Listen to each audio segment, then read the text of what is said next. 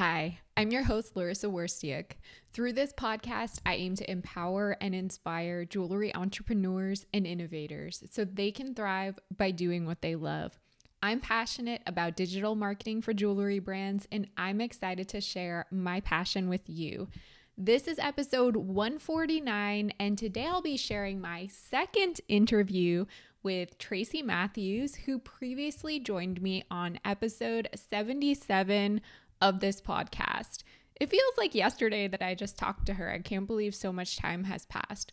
Not only does Tracy run a successful jewelry brand, but she's also the Chief Visionary Officer of Flourish and Thrive Academy, which helps other jewelry business owners launch, grow, and scale profitable businesses. She's the host of the top-rated Thrive by Design podcast, and now Tracy is also a published author. Her book, The Desired Brand Effect: Stand Out in a Saturated Market with a Timeless Jewelry Brand, will officially be available to purchase on November 9th, just a few days after this episode goes live. I'm holding up a copy of it. If you watch this podcast on YouTube, you can see it. And also a side note reminder that there is a video component of this podcast. If you don't know about it, search for Joy Joya on YouTube and please subscribe to watch the videos.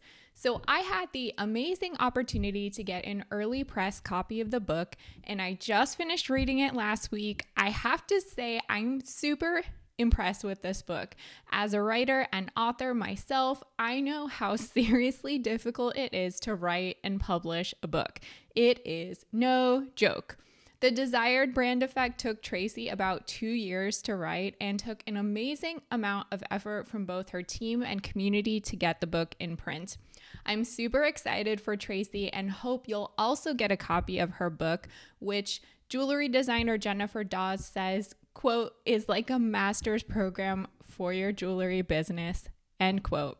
But before we get to the interview with Tracy, I want to share some marketing related news and insights from the past week that caught my attention. I feel like I'm always talking about Instagram on this podcast, but they've just been releasing so many new features and I honestly really like a lot of them, so I feel encouraged to talk about them. So yes, finally, Instagram announced that it will allow all users, to finally share links in Instagram stories. I mean, come on, how ridiculous is it that this feature has not been available all along?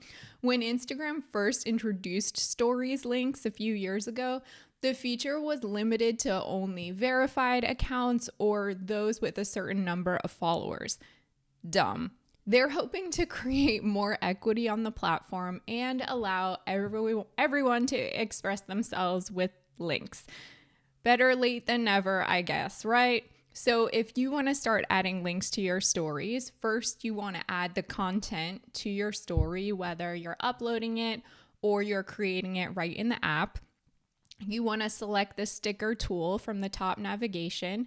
You want to tap the link sticker, add your link, tap done, and then place the sticker on your story the same way you would a GIF or poll or question. Next, this is a pretty interesting blog post, I guess, that was published on Microsoft.com. So Microsoft Advertising recently surveyed more than 1,000 people in the US who have browsed, researched, or shopped for items online in one or more luxury categories. And one of those categories was watches and jewelry. So they found out the following things from these surveys. So 1, the purchase of luxury goods online is growing, with 53% of respondents saying they will buy more online in 2021 than in 2020. Secondly, these shoppers like the variety and they feel comfortable purchasing high-priced items sight unseen. Yes, it's true. However, they are doing a ton of researching online before purchasing. So Microsoft Advertising says, as a jewelry brand, not only is showing up in search engine results key, but so is having a seamless website and purchasing experience, because these customers want convenience and ease, so quick and easy checkout matters to them. How can you appeal to these luxury consumers who are doing a ton of research before they end up buying something online? Education. You can do that through your social media posts, through your email marketing, through blog posts or ebooks or downloads on your website. They are looking for the information. You need to provide it to them and make them feel like they're making a super informed and value-driven purchase. So some other things that this survey found: 71% of these shoppers are under the age of 45. 2, they're 48% more likely to value sustainability.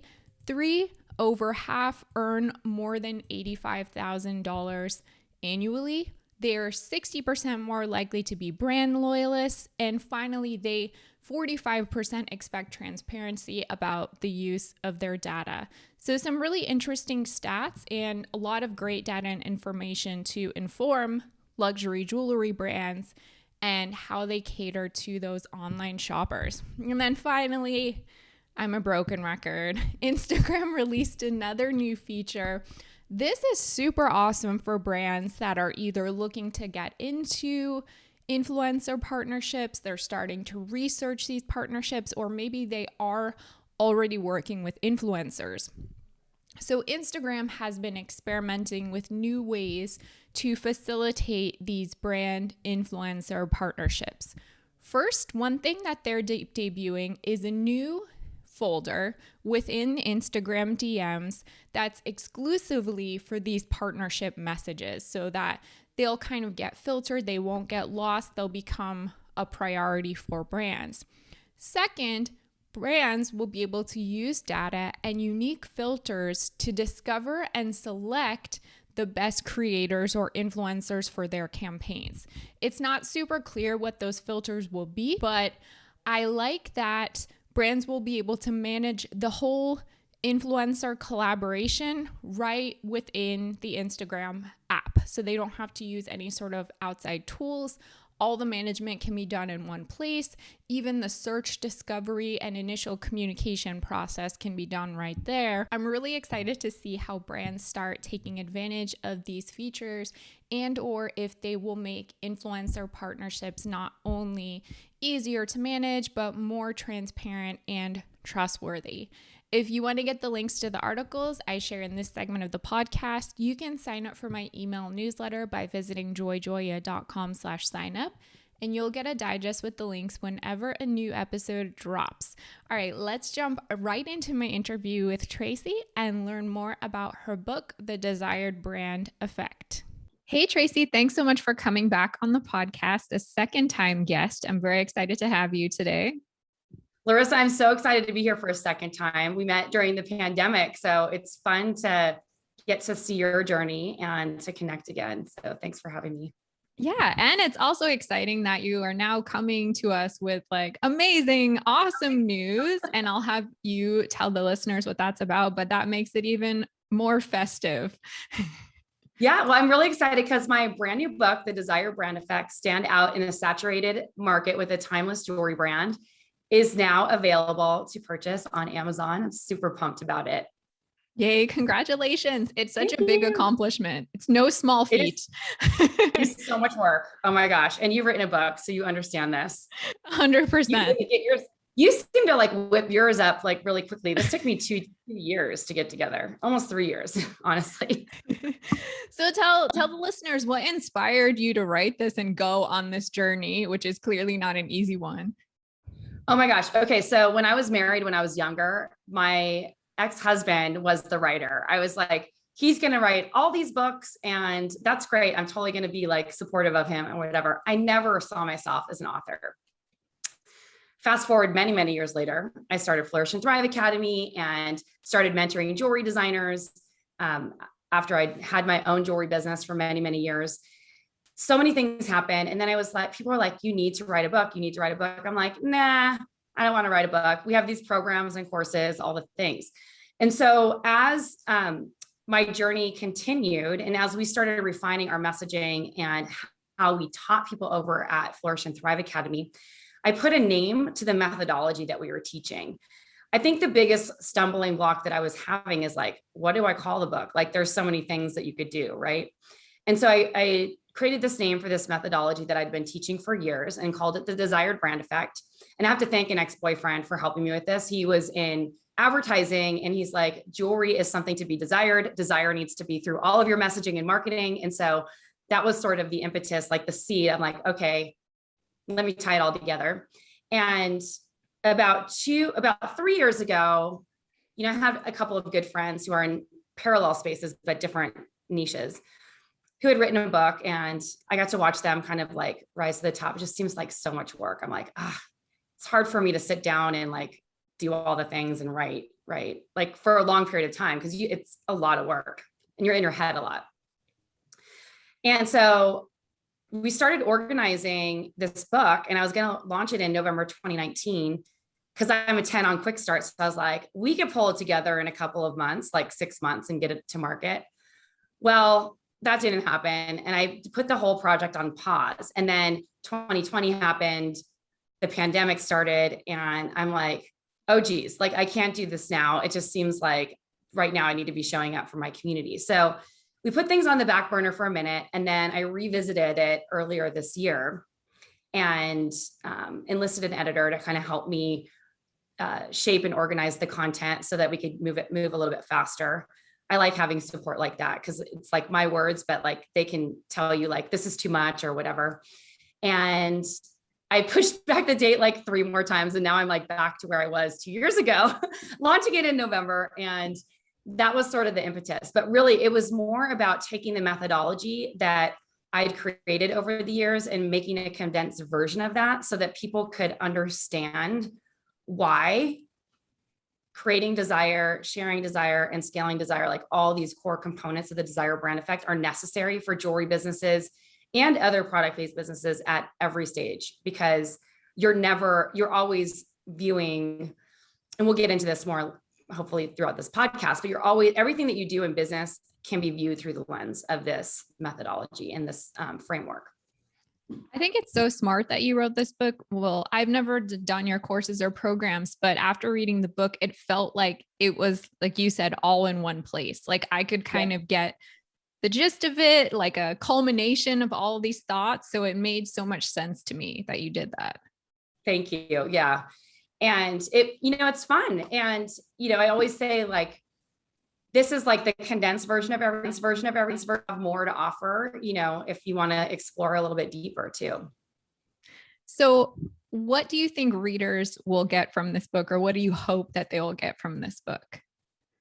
So it depends on where you are in business, because if you're just starting out in business, I think this book is going to be a really powerful tool to help you understand like the essentials of what it takes to actually launch a jewelry company and get to a place where you're doing your first year of like, let's say 6-figure sales. Like that's kind of the marker we have. So if you already have a successful kind of 6-figure lifestyle business and you're someone who wants to stop being overwhelmed all the time and prevent burnout and kind of stop being the doer of all things so that you can lean in more into the creative parts of your business, probably the reason why you started your business, then this book is going to help you identify like maybe some of the roadblocks that might be standing in your way and some of the things that you need to optimize and delegate and get off your plate so that you can either work less and work less or more in your zone of genius for your lifestyle business, or eventually scale to like multiple 6 figures.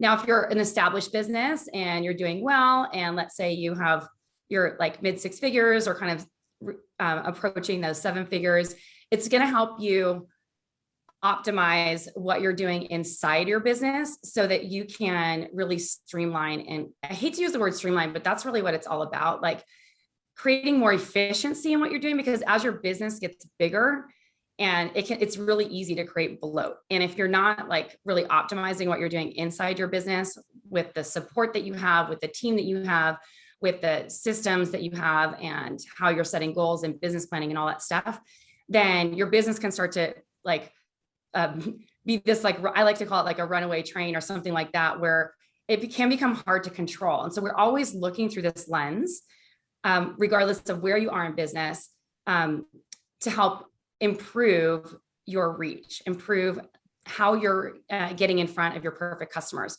how you're converting those people into paying clients and for people who are buying from you again, and how you're optimizing the systems and structures in your business so that you can create things that are repeatable, that doesn't require you or someone on your team to be doing all the manual labor when it comes to that. Yes, I found, even though I personally do not have a jewelry business, reading the sections about systems and processes were such a good reminder to me that, I can't always have a hand in every part of my business, even though sometimes I want to. So like just good business reminders and principles in general, regardless of industry, I felt like. And I think something that's really important to remember is like what got you to where you are now in business is not what's going to take you to your next level, whatever that looks like.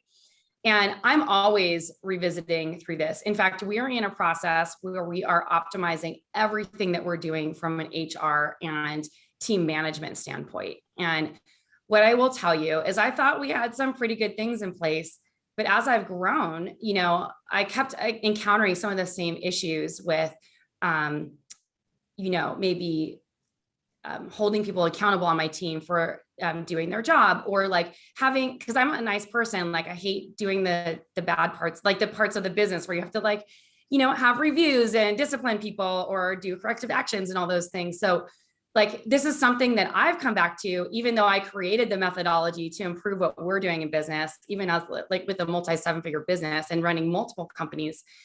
It's powerful. And it's something that like anytime that you're struggling with something in your business, you can look to this model to solve those problems and to improve upon what you're doing. Well, to your point, another thing I love so much about your book is you're speaking from personal experience. Like you've been through it all. So, you're not just preaching, you've actually like practiced this stuff and you've had to learn from mistakes and overcome challenges to get to this point. And I really appreciated that. Yeah, I feel like we all learn by doing. And so the more that we can practice what we preach, it's important. I also think that I sort of feel like I was put on this earth to like have a bunch of like failures and mistakes so that I could use that as like a sounding board and bounce off of to teach people lessons. I don't know. It sounds so silly, but at the same time, it's kind of the truth. You're making a positive out of it. Yeah. Anyway, and there's a lot of good things too, positive aspects. I'm not like failing forward every 5 seconds, but at the same time, like I have had some pretty massive failures in the 25 years I've been an entrepreneur. So in your book, you mentioned so many other books and authors that I love. You talk a lot about the EMyth, Start with Why by Simon Sinek. You mentioned Gary Vaynerchuk. I love all these examples. So in what ways have these books and thought leaders impacted your own journey as an entrepreneur? Why did you choose these examples specifically? I'll break them all down separately because I think that each of them had a different impact in a different way. So the EMyth Revisited by Michael Gerber, like literally mind blown after I read that book. I think I read it in 2005 or 6, and it had been around for a really long time at that point. I'm like, why hasn't anyone told me about this book? I realized all the things I was doing wrong. I was like, oh my gosh, I just created, even though I'd been in business, I think for maybe 8 years by that point, 7 or 8 years, I'm like, I created a job for myself. And this is no wonder why I feel like this is torture. This is not fun. Like I am not an entrepreneur. I mean, I was an entrepreneur, and actually I was an entrepreneur, but I was not acting like an entrepreneur. And I was so mad when the person who recommended it to me was an accountant who I worked with for a brief period of time. And he's like, I think you really need to read this book because what you're doing here is not going to be sustainable for very long. And so I read the book and I was like, oh, because like the whole premise of the EMyth is that a lot of people create like they basically start a business because they're good at a skill. He calls them technicians. And they eventually, so they think they're starting a business, they hire people, and at a certain point, their profits stop growing and their sales stop growing, and they end up having to like move backwards a little bit and end up firing all the people. Then they're back into the first place, that doing all the things again, because they haven't set their business up the right way. And so the biggest takeaway that I got from this is the more that you can document your way of doing things, the more that you can create structure, the more that you can optimize and systematize the things in your business that you no longer want to do anymore, the more powerful you're going to be as an entrepreneur, the more you're going to be able to get off your plate, the more you'll be able to prevent overwhelm for yourself. And the more you'll be able, the easier it will be to train people to do the parts of your business that you don't want. So whether that's hiring a team or hiring an outsourced marketing person, or hiring someone like Larissa to do your marketing for you, or whatever it might be, or even hiring like a shipping person to help you ship, or hiring a CEO or an operations manager, or whatever it is, where depending on where you are in business, the easier it will be for them to succeed in that role and for you to succeed as a team working together. And a lot of people that we work with in the beginning stages are like, well, I don't really want to have a big team or hire people, but I will tell you that at certain points, if you want to stop doing the parts of your business that you don't like, that might be one of the options that you have to consider. And if you do it the right way, it actually will free you up to do more of the creative parts of your business that you love. So that's really helpful. Yeah. And start with why. I think that book was really powerful for me because I learned about Simon Sinek at an event that I was at with Marie Forleo. This was probably about 12 years ago. And I was just blown away by the golden circle and the whole methodology about why great companies start with why. And it's become part of the teaching of our programs, because I think there are so many reasons why people start jewelry companies. And a lot of times people have a hard time expressing their brand story and stuff like that. And if you can start with why, it becomes a lot easier to communicate who you are as a brand, to create a personality and a brand voice, and to do all the things that make you stand out in a saturated market, because you're creating these points of distinction from you and everyone else. And then from a content perspective, which I know you appreciate as a marketer, Gary Vaynerchuk's book really showed me how, and helped me. I use this as a framework, not a framework, but as a reference tool that I recommend to our audience too, is that when you're marketing, you can't always be selling, even if you're always selling. Like, you need to be creating content that's not only native to the platforms that you're creating the content for, but also creating content that is building what I like to call the know, like, trust factor, because once you do that, that's the thing that gets people to actually buy from you in the long term and create a connection with your brand. And it's one of the core aspects of you becoming like the only choice in the eyes of your perfect dream clients. Love all of that. Great books. Pick them all up, including mine. They're essential reading. Like, put them all on your list. Yes. Another thing I really liked about your book were all the points that you made about mindset and the role of mindset, which some people might dismiss as woo-woo or something like that, but it is essential. I agree with you. I think that that's very important. Can you summarize that for the listeners and maybe say some common like roadblocks that people create for themselves? Sure. Well, the reason why I think mindset is so powerful, this goes back to one of my personal stories. I mentioned this on the first podcast we did together, I believe, but my first business was taken out in 2008, completely wiped out. And I had to make a choice. Do I want to keep this going and try to like restructure it and fight for the business, or am I done and do I want to move into a new direction? And I chose to close the company and start a different kind of jewelry company that was a little bit more of a lifestyle business, because I was at a place in my life where I didn't want to work as hard. And I was working really hard and around the clock and stuff like that. In that process, though, after going from like the height of what felt like the height of my career, being in 350 stores and having a ton of celebrity fans, to going to being like putting my tail between my legs and being like, I'm closing my business and like filing for bankruptcy, it was like horrifying for me. I felt like a total loser. And I went through this really dark phase, which a lot of people do or have done before. And like the negative self-talk that I had, try not to get emotional, was so debilitating that I just didn't feel like I deserved success. And so I went on this exploration of doing a ton of mindset work to get my head in the right place so that I could actually build a new company. And so I started working with my friend who really wanted to get into coaching. She had a whole slew of like her own issues and problems. And she's like, you help me with the business side, because that's what I need to do. She's like, I have zero problems making money, so I'm going to help you with the money mindset side. And so I was like, okay, cool trade. I'll teach you how to be an entrepreneur. She was working in advertising at the time.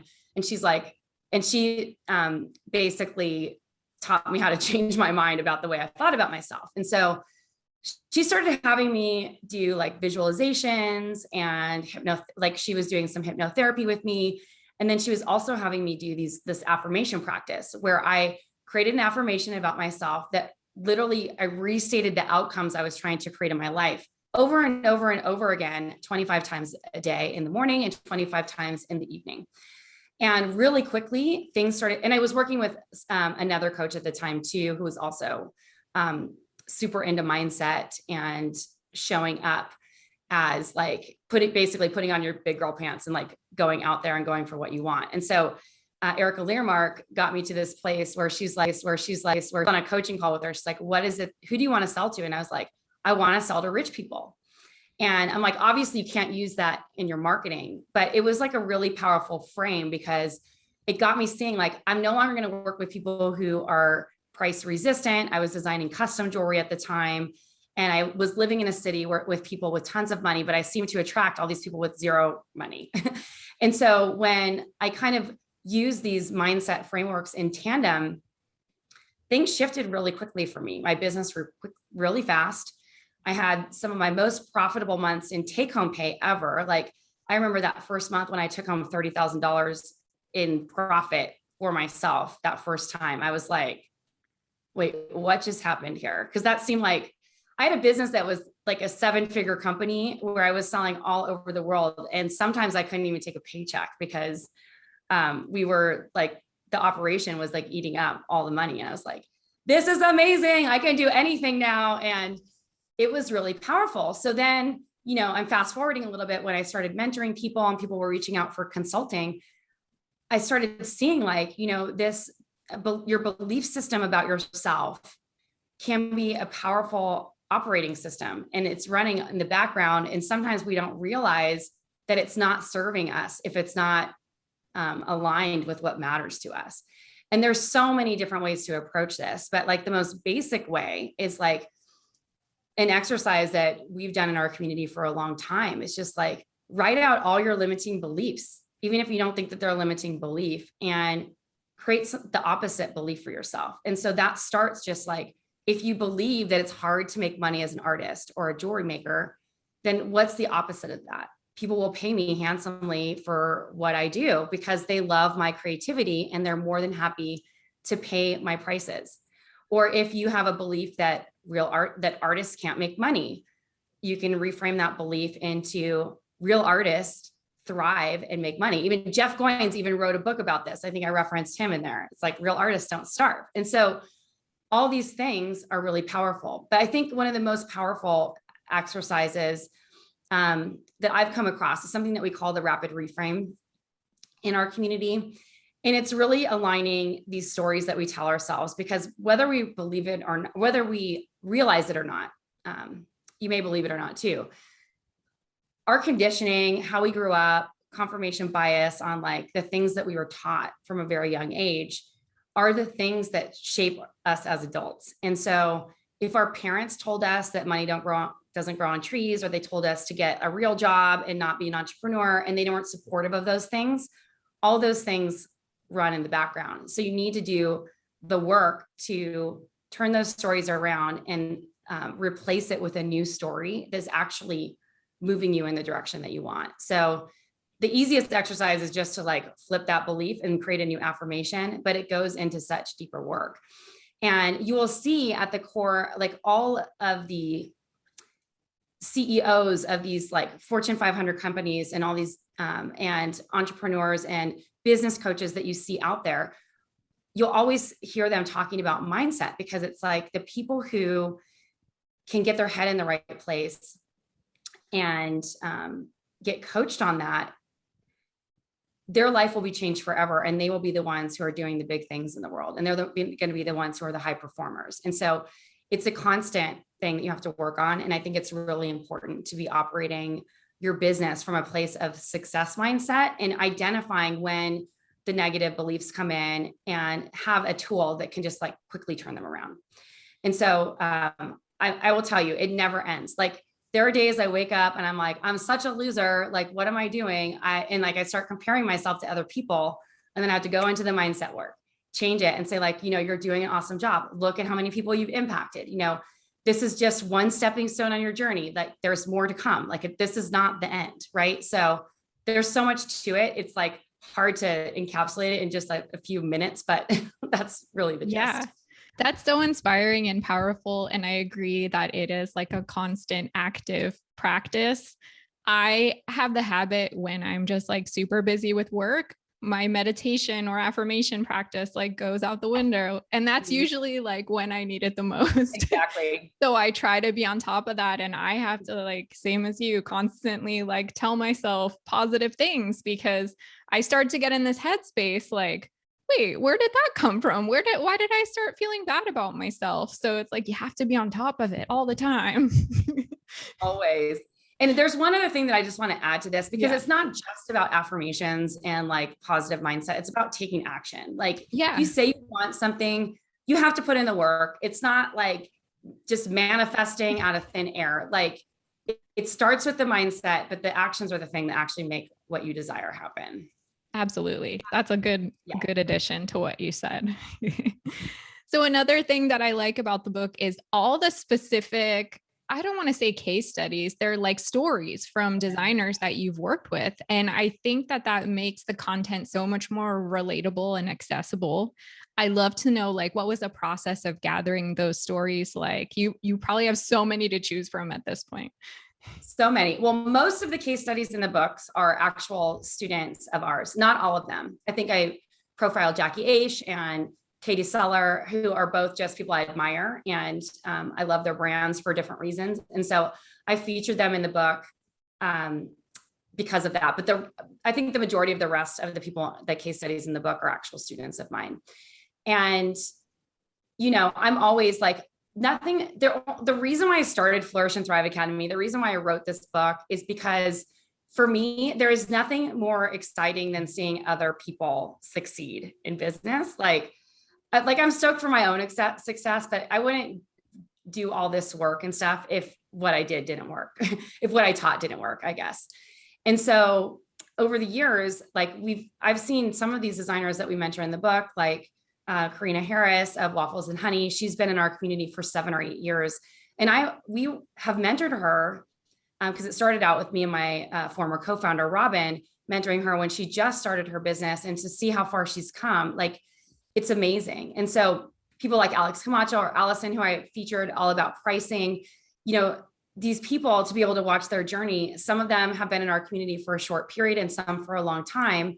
And to hear stories about how they just did one thing and how it made such a huge impact is inspiring. And so as I was writing the book, I started thinking through like, okay, like where would be what would be a good example here? And so I would go through our like reference of like case studies of people that we've written about or people that I've been celebrating in our community for a while. And I just asked them, I'm like, hey, are you cool if I like write about you? Because like, I got some great things to say, it's fun. And so it's fun to feature those people because the range of success is varied. Some people have very small businesses. Some people have, are doing like multiple 6 or 7 figures already. And it's just fun to kind of watch them all thrive and grow. Or there's brands like Jackie Aish, who's like, multi-million-dollar empire. At least that's my assumption, because she's selling fine jewelry and crushing it everywhere, Totally. Well, that's one cool thing about having a niche business book is all the examples are probably people who are reading your book, they are familiar with, they've heard about, so they feel connected to it, like, oh, I can achieve that, as opposed to like some random general business book or like this corporation, blah, blah, blah. And you're like, I can't really relate to that. Yeah. Some mass market corporation. Exactly. So it was really important for me to only feature small brands. I mean, I think in a few places we mentioned some big brands, but it's really about pricing case studies about how perception and perceived value really plays into pricing strategy for your jewelry. So I love that part. Yeah. So another thing that you talk about is the importance of having a support system and mentorship. You touched a little bit about on that while we've been talking today, but I want to know who and what supports you in your business, and what is the personal experience that means so much to you and that you believe in the value of it.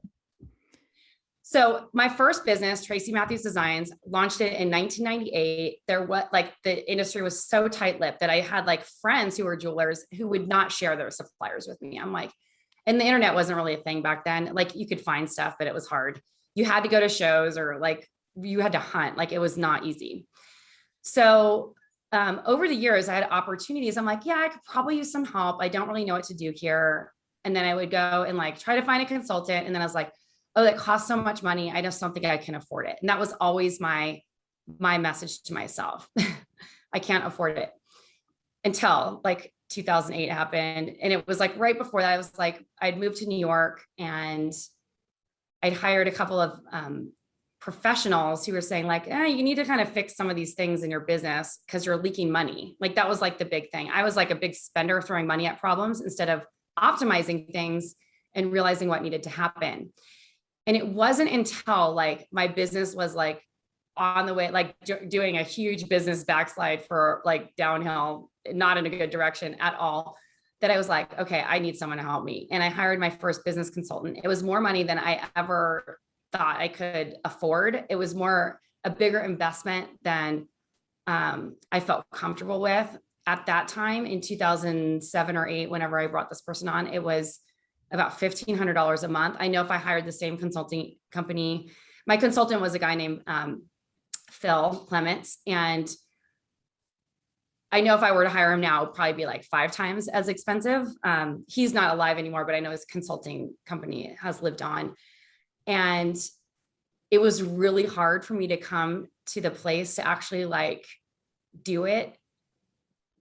I honestly was so mind blown after the first month that I was like, why didn't I do this like 5 years ago? This was like, that was the one regret I have, like in business, like more than anything, like, why didn't I do this sooner? Like, oh my gosh, someone could look inside my business and tell me what to do. And I kept saying like, I wish there was someone who could just tell me what to do. And it kept showing up, but I wasn't willing to have someone tell me what to do. So through that process of working with him, and he really helped me during the wind down process of my business, because he got me really clear, like, Tracy, you have a choice here. It's not just one thing. Like there's like probably 5 options you could come out of this scenario with. And he helped me get clear on that. And he actually like sat me down one day and he's like, what is it that you actually love? Like, I really want to hear from you. And I couldn't even answer the question. He kept asking it meeting after meeting. And he's like, next meeting, I want you to really think about this. I want you to come back and have an answer. And I was like, I love designing jewelry. I love talking to the clients. I love the creative process. I love sales. Like I loved certain parts of the business that were more on the sales and marketing side. I love strategy. What I was spending most of my time on was managing people and putting out fires and all these other things. And that was because I didn't set my business up in a way that was like going to be self-managing. Like I was setting my team up for failure because I didn't empower them to self-manage themselves and also have like a checklist or a scorecard or something that to understand like, oh, these are the expectations you have of me. Here's how I know I'm doing a good job. And it was pulling me into a place that I hated. And it made me resent my company. It made me lose the desire to fight for it and so many other things. And I hadn't realized how detrimental that was until it was almost too late. And I like gave up the fight. And so that was my first foray with mentorship, because I really think of him, even though I was paying him, I think of him as a mentor. And I think people can find mentors who will mentor them for free. I think that that's definitely a possibility. It's a little bit harder unless it's someone who really like has a personal relationship with you and like loves you so much that they want to spend that time. And so I think when I think of mentorship, there's a lot of different ways that you can get support. Obviously, support can come from hiring a team and knowing how to lead them in a way that doesn't suck you into the things that I just mentioned, like of putting out fires all the time. It can also look like joining a supportive community, hiring a business coach, hiring an executive coach, Because I think they're slightly different, but the same. Taking courses and programs, being in a mastermind group. And so over the years, I've done all of those things. I love learning. So I'm always buying courses. I'm always buying books. I prefer to listen to things. So like if things come in audiobook, like that's a total plus, or if I can buy the program. I am consistently in mastermind groups or business groups where I can learn from people who are way more experienced than I am and who can do like crazy things, who have done like incredible things. And I'm in a group right now where the people who are mentoring me have $100 million businesses, and my business is so small compared to that. But the value that I get from that is like amazing. And so what I always recommend people to do is, whether it's like, following Larissa and getting coached by her, or like being in a community like Flourish and Thrive Academy, or finding someone else outside of this world in general, is find someone that you vibe with, that has already done what you're trying to do, or has helped other people do that. I don't necessarily always think that the person has to like have had a big business before, because a great example would be someone like Phil. He actually just consulted for companies, but he knew what to do because he could see what the companies could not see. And he was an entrepreneur at one point, but his main career was like helping people in turnaround situations. Or like my boyfriend, Jason, who's an amazing business consultant, his talent is really coming in and fixing operational inefficiencies and coaching the visionary. And so there's all different scenarios and types of people that you can work with. But more than anything, they have to have either done it for another company or been someone who's done it for themselves, because they're the ones who are going to help you fast track into stepping into what you're meant to be in your business. And I don't think as creatives, as jewelry makers, as product-based businesses, we are meant to be always making. And I also don't believe that we're meant to be like always managing people and feeling tortured by our business either. There's a happy medium of finding that sweet spot of where we can be in our creative zone of genius by getting that right support, because we actually have outside eyes on our business that can see the things that we can't see. It's so important. Everyone needs that at every stage. You can't see everything when you're inside of it. You can't at all. Well, this has been such a great conversation, Tracy. I so appreciate your time. I would love for you to share any final thoughts about your book, about what you want our listeners to know. Tell us all the things that's going on with all you. The things. So, well, first and foremost, the Desire Brand Effect was developed. I got my copy somewhere. Oh, it's over here. It's over here. Was really developed as a tool to help you solve problems in your business. So whether you're in the startup phase, it's going to show you like how to get to that place where you're in the zone of being like consistent with your sales and marketing processes. If you're growing your business, as I mentioned, it's going to help you kind of get out of those growth plateaus when you feel like you've hit that feeling of burnout and overwhelm. And if you're in more of a scale phase where you're trying to grow like a 7 or multiple 7-figure company, it's going to really help you approach your business from a place of more profitability, more impact, and like reaching more of the right people. And so it's a framework that I've used to scale multiple businesses across different industries. So if you are someone outside of the jewelry industry listening to this podcast, it will help you. I've had a lot of service-based business owners read this and they're like, this is totally helping my business, which is cool. So it's designed to be a reference tool that you can go back to over and over again. And, as you're growing a business, it's like, I liken it to different levels in school. Like you start as a freshman learning like basic concepts, and then you layer on more advanced concepts as you grow and evolve through university. And then maybe eventually you go to like get a master's program or whatever. So it's really designed to be something that you can go back to over and over again.